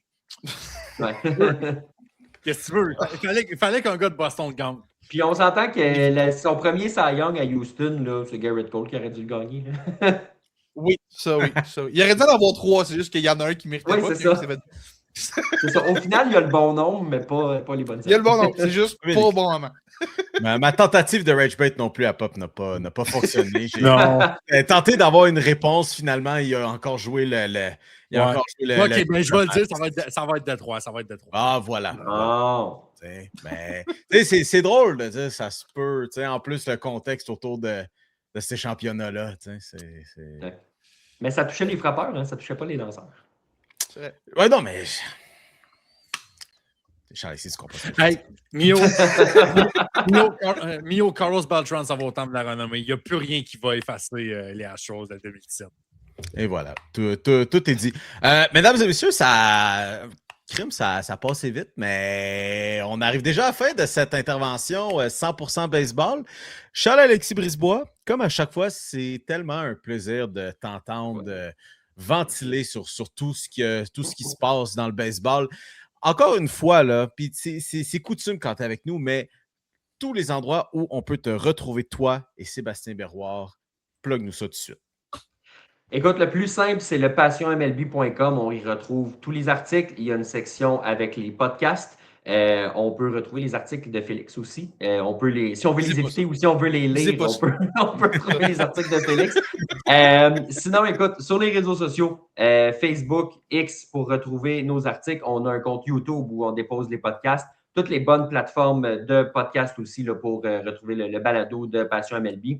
Et ceux qui veulent nous écouter en live sur Facebook, sur Twitter et sur YouTube, les mercredis à 20h sur les réseaux sociaux de Passion MLB pour venir là, nous poser toutes vos questions sur le baseball. Est-ce que tu as une prédiction rapide pour la fin de la saison? Est-ce que tu vois un gagnant de division un peu obscur? Puis est-ce que tu vois une équipe battre les Dodgers éventuellement en octobre? Non, je vois pas une équipe battre les Dodgers en octobre. Moi, c'est pas une prédiction, mais c'est un rêve, puis ça arrivera pas pour plein de raisons. Mais moi, je voulais que les Brewers aillent chercher Tarik Skubal puis qu'ils fassent le one-two punch le plus incroyable qu'on a vu les dernières années sur le monticule pour essayer d'aller battre les Dodgers, mais ça arrivera pas parce que les Brewers le feront pas, puis les Tigers le feront pas non plus. Mais ça aurait été hot. Ça, j'aurais vu un scénario où Milwaukee passait. Mais non, écoute, les Dodgers vont être durs à battre. Ils vont être vraiment durs à battre. Et voilà, on est aventureux avec nos déclarations aujourd'hui. Et pour ceux qui sont passés par le live, on vous remercie bien sûr. Et pour ceux qui font juste le rattrapage de cette émission, écoutez, on se retrouve dans quelques instants pour la suite des nouvelles régulières. C'était tout pour nous avec Charles-Alexis Brisebois et merci encore une fois d'être passé par le live.